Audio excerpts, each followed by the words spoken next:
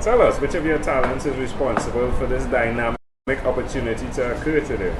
Well, I met Harrison, our friend off camera here, because I'm a podcaster. I've been a podcaster for about 10 years. So you're family then? Yes. Like we were supposed to hug when we meet. Yeah, right. So you're family. And I've done it for about a decade now, and I work for a local radio show by day, and then I do podcasting by night. What's the name of the podcast? We are Libertarians. Ooh, so it's a political podcast. That's why you said that you're causing all sorts of trouble. That's right. The good thing is I'm not a Republican or a Democrat, so I get to cause trouble on all sides. Right? Yeah. And you have a mic. I do. Many.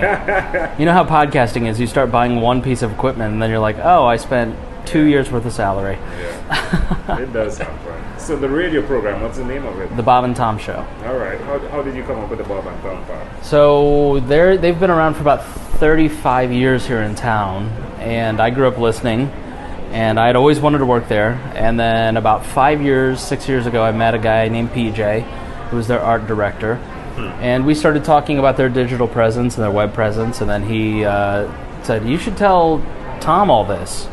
It's like, I'm not going to tell my childhood hero like all the ways that his stuff isn't working right, but I did, and it ended up leading to a great opportunity. That was a dream fulfilled. Yeah. So the Bob and Tom is the brand of the entire. It's the actual show. Yep.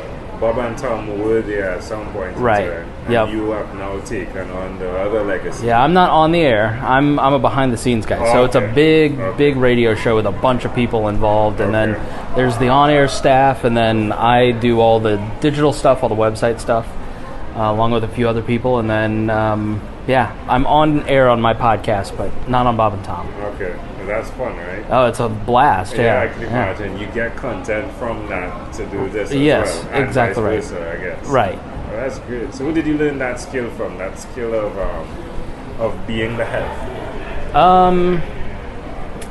So I built my first website in 2007.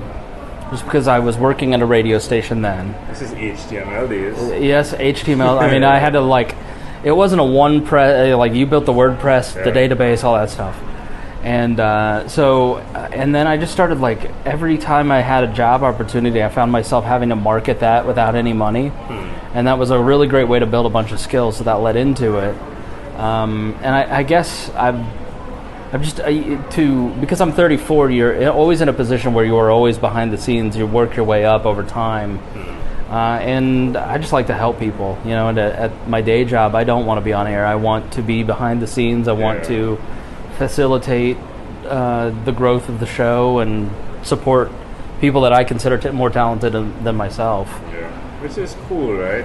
Sometimes, it's taught to us that we need to be in the front line. But right. The truth is, it's cool to be in the behind scenes sometimes. Yeah, there isn't the pressure that when I show up every day. They have to get up at 4 a.m. and go and be really funny. And so there's a lot of pressure on them. And I think when you're a behind the scenes person, you do what you can to kind of help make their life easier. And I think service is really important, and it's an important part of my life, and I just consider my job an extension of that. And, you kind of in life have to know your place. You don't, I think you're right, everybody wants to strive to be the top, or I want to have my own thing and be out front, but sometimes you need people behind the scenes to help you get to that point. Yeah. I think 80% of the work is the behind the scenes. Yes. The 20% is, showing. It's all preparation. Yeah, if you didn't do the preparation that you did today, you wouldn't have 30 people showing up, And that preparation, just to be clear, didn't even look like me putting this together. That was actually done by the behind the scenes person, right? Sure. But definitely the work was done, and the work is necessary, right? For JC to be able to say, all right, put this together, right? To trust. Yeah. Trust is a big thing as well. Because you need to focus on this part. Yeah. They need to focus on that part and not worry about all the other intangibles that go into stuff. Yeah. Which is great. What is one other thing you've done? We told people about the podcast, the name of the podcast, and we told them the name of the show. Where's the best place you'd want to point them to? WeareLibertarians.com. Okay, yep. Wonderful. WeareLibertarians.com. What's one other thing you've done consistently over the last 3 years?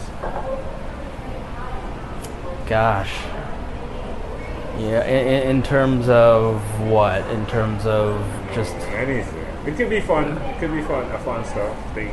Does Mario Kart count? Yeah, we go 3 years. Yeah. Nintendo 64. On the Wii. But see, my job and my hobby are kind of intertwined, and so I don't know. I wake up every day really looking forward to what I'm doing that day, and nothing ever feels like work. And so I don't know. When you ask me like, what do you do on a consistent basis? It's like my friend circle is my podcast circle. My friends are, So it's hard to kind of say, like, I just, you wake up focused on these tasks every single day. Yeah. So, I don't know. I guess, something to think about, right? Yeah. So, hard to pin that down. Which is cool. How does that make you feel, though? Like, the fact that not being able to answer that question at this specific time, how did that make you feel? Well, I'm not good at being on the spot a lot of times, ironically. So if I had more time, I'm sure that I could like sit there and go, I do these 15 things, but these 15 things. but you know how it is when you're really dedicated to something, when you're really giving your all to something. You're not consistent with a lot of other things. I would say that one thing that I've been consistent about is exercising. I think self-care is really important. Therapy, exercise. Like I'm gonna go swimming later. Just getting some sunshine. Yeah, I mean, I think it's super important. I never did that. I've lost 60 pounds over the last 3 years. Yeah, thank you. Yeah. And if you don't do that stuff, then eventually things start to kind of, it's like a Jenga tower. If you're not taking care of yourself and eating right and exercising, it's like you pull one little piece, then all of a sudden it's like, why am I laying on the floor crying? But so that's something that I do consistently.